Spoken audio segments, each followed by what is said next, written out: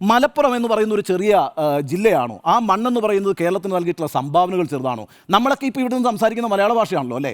ആ ഭാഷയുടെ പിതാവായിട്ടുള്ള എഴുത്തച്ഛൻ എവിടെയാണ് ജനിച്ചത്? മലപ്പുറത്താണ് ജനിച്ചത്. തിരൂര് തുഞ്ചൻപറമ്പ് അതിൻ്റെ സ്മാരകമാണ് അല്ലേ? നമ്മൾ ഇന്നീ പറയുന്ന ഈ ഒരു പ്രത്യേക വിഭാഗത്തെ മോശക്കാരായി ചിത്രീകരിക്കുമ്പോൾ മറ്റൊരു വിഭാഗത്തെ ഉയർത്തിവിടുന്നത് കൊണ്ട് ആ വിഭാഗത്തിലെ പ്രമുഖരുടെ പേര് തന്നെ ഞാൻ പറയാമെന്നേ. ഇന്ന് മലയാളത്തിൽ ഏറ്റവും മഹത്തായ ഭക്തികാവ്യം എഴുതിയിട്ടുള്ള ജ്ഞാനപ്പാന എഴുതിയിട്ടുള്ള പൂന്താനം നമ്പൂതിരിയുടെ സ്ഥലം ഏതാ? ഈ പറയുന്ന മലപ്പുറമാണ്. അതേപോലെ കേരളത്തിലെ അമ്പലങ്ങളിലെല്ലാം പാടിക്കൊണ്ടിരിക്കുന്ന നാരായണീയമുണ്ടല്ലോ, അത് എഴുതിയിട്ടുള്ള മേൽപ്പത്തൂർ ഭട്ടതിരിപ്പാടുണ്ട്. ആ മേൽപ്പത്തൂർ ഭട്ടതിരിപ്പാടിൻ്റെ സ്ഥലം എന്ന് പറയുന്നത് മലപ്പുറമാണ്.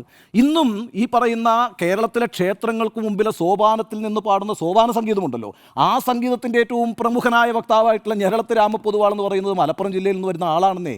അതുപോലെ തന്നെയാണ് മലയാളത്തിൻ്റെ കവിത്രയങ്ങളിൽ ഏറ്റവും പ്രധാനി ആരാ? കുമാരനാശാനാണല്ലോ. കുമാരനാശാൻ SNDP യോഗത്തിൻ്റെ ആദ്യത്തെ ജനറൽ സെക്രട്ടറിയാണ്. ആ കസേരയിലാണ് കേട്ടോ വെള്ളാപ്പള്ളി നടേശൻ ഇരിക്കുന്നത്. വെള്ളാപ്പള്ളി നടേശൻ കുമാരനാശാൻ്റെ പിൻഗാമി കൂടിയാണ്. എന്ന് മാത്രമല്ല, കുമാരനാശാനേക്കാൾ കൂടുതൽ കാലം ഈ SNDP യോഗം ജനറൽ സെക്രട്ടറി ആയിട്ടിരിക്കാൻ ഭാഗ്യം കിട്ടിയിട്ടുള്ള ഒരാൾ കൂടിയാണ് വെള്ളാപ്പള്ളി നടേശൻ. അദ്ദേഹം കുമാരനാശാൻ്റെ പിൻഗാമി ആയതുകൊണ്ട് തന്നെ ഈ ചരിത്രവും നമ്മുടെ സംസ്കാരവും ഒക്കെ ഒന്ന് അറിഞ്ഞു വയ്ക്കുന്നത് നല്ലതാണ്.